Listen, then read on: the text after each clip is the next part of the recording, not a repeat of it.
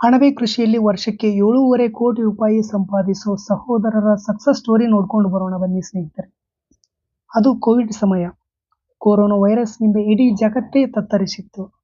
ನಾವೆಲ್ಲ ಯಾವ ರೀತಿ ಕಷ್ಟಪಟ್ಟಿದ್ದೀವಿ ಅನ್ನೋದು ಎಲ್ರಿಗೂ ಗೊತ್ತಿದೆ. ಅದರಲ್ಲೂ ವಿದೇಶಗಳಲ್ಲಿ ಕೆಲಸದಲ್ಲಿ ಇದ್ದೋರು ಉದ್ಯೋಗ ಕಳ್ಕೊಂಡು ಭಾರತಕ್ಕೆ ವಾಪಸ್ ಬಂದಿದ್ದರು. ಹೊಸ ಉದ್ಯೋಗ ಹುಡುಕೋ ಪರಿಸ್ಥಿತಿ ಕೂಡ ನಿರ್ಮಾಣ ಆಗಿತ್ತು.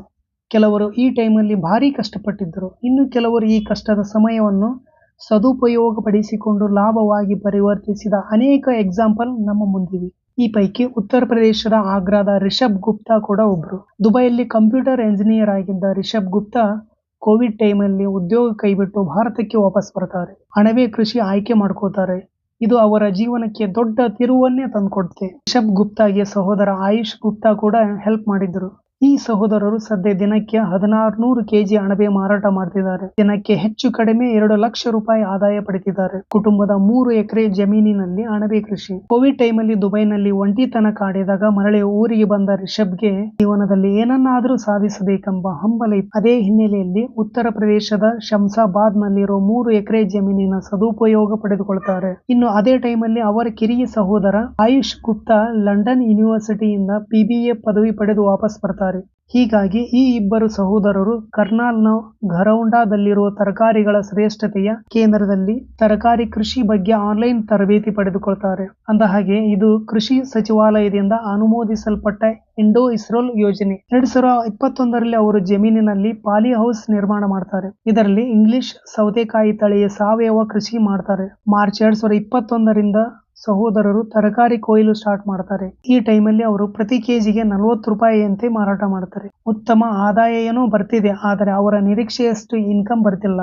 ಅವರ ನೆಕ್ಸ್ಟ್ ಟಾರ್ಗೆಟ್ ಅಣಬೆ ಕೃಷಿ. ಈ ಇಬ್ಬರು ಅಣಬೆ ಕೃಷಿಯ ಬಗ್ಗೆ ಹೆಚ್ಚಿನ ಅಧ್ಯಯನ ಮಾಡ್ತಾರೆ. ಅದರಂತೆ ಯೂಟ್ಯೂಬ್ ನಲ್ಲಿ ಅಣಬೆ ಬೆಳೆಸುವ ವಿಡಿಯೋ ನೋಡ್ಕೊಂಡು ಅವರು ತಮ್ಮ ಅಣಬೆ ಉದ್ಯಮ ಆರಂಭಿಸ್ತಾರೆ. ಆದರೆ ಅಣಬೆ ಕೃಷಿ ಮಾಡೋಕೆ ಅವರ ತಂದೆಗೆ ಮನವರಿಕೆ ಮಾಡೋದು ಅಷ್ಟೇನು ಸುಲಭ ಇರಲಿಲ್ಲ.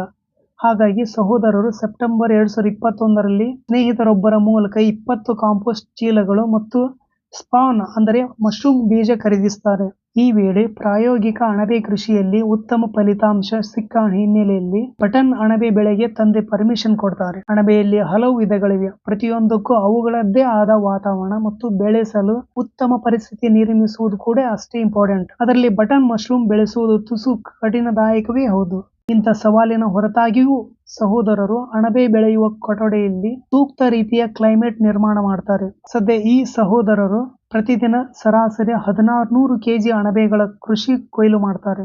ಅದರಲ್ಲಿ 1300 kg ನಂಬರ್ 1 ಕ್ವಾಲಿಟಿಯ ಅಣಬೆಗಳು. ಇವು ಚೆನ್ನಾಗಿ ಬಲಿತ ಮತ್ತು ಉತ್ತಮ ಆಕಾರ ಮತ್ತು ಉತ್ತಮ ಸ್ಥಿತಿಯಲ್ಲಿರುತ್ತವೆ. ಉಳಿದಂತೆ 2ನೇ ಕ್ವಾಲಿಟಿಯ ಅಣಬೆಗಳನ್ನು ಸಮವಾಗಿ ರೂಪಿಸದೆ ಆಹಾರ ಸಂಸ್ಕರಣಾ ಕಂಪನಿಗಳಿಗೆ ಡಬ್ಬಿಯಲ್ಲಿಟ್ಟು ಮಾರಾಟ ಮಾಡ್ತಾರೆ. ಇನ್ನು ಬೇಸಿಗೆಯಲ್ಲಿ ಅಣಬೆಯ ಕೆಜಿಗೆ 1800 ರೂಪಾಯಿಗೆ ಏರಿದರೆ ಚಳಿಗಾಲದಲ್ಲಿ 900 ರೂಪಾಯಿಗೆ ಇಳಿಯುತ್ತೆ. ಹಾಗಾಗಿ ಸರಾಸರಿ ಪ್ರತಿ ದಿನಕ್ಕೆ ಸಹೋದರರು ಸುಮಾರು 2 ಲಕ್ಷ ರೂಪಾಯಿ ಗಳಿಕೆ ಮಾಡ್ತಾರೆ. ಸದ್ಯ ಆಗ್ರಾದಲ್ಲಿರೋ ಅವರ ಅಣಬೆ ಕೃಷಿಯ ಉತ್ಪಾದನಾ ಘಟಕಕ್ಕೆ ದಿನಕ್ಕೆ ತುಂಬಾ ಜನ ಭೇಟಿ ಕೊಡ್ತಾರೆ. ನೋಡಿದ್ರಲ್ಲ ಸ್ನೇಹಿತರೆ, ನಿರಂತರ ಪರಿಶ್ರಮದೊಂದಿಗೆ ವ್ಯಾಪಾರ ಮನೋಭಾವದ ಸ್ಕಿಲ್ಸ್ ನಿಮ್ಮಲ್ಲಿದ್ರೆ ಸಾಧನೆ ದೊಡ್ಡದೇನಲ್ಲ ಅಂತ ಈ ಇಬ್ಬರು ಸಹೋದರರು ಸಾಧಿಸಿ ತೋರಿಸಿದ್ದಾರೆ. ನಾವು ಮಾಡೋ ವಿಡಿಯೋಗಳು ನಿಮ್ಗೆ ಏನಾದರೂ ಇಷ್ಟ ಆಗಿದ್ರೆ ನಮ್ಮ ಚಾನಲ್ ಸಬ್ಸ್ಕ್ರೈಬ್ ಮಾಡಿ, ಲೈಕ್ ಮಾಡಿ, ಕಮೆಂಟ್ ಮಾಡಿ ಮತ್ತು ಶೇರ್ ಮಾಡಿ.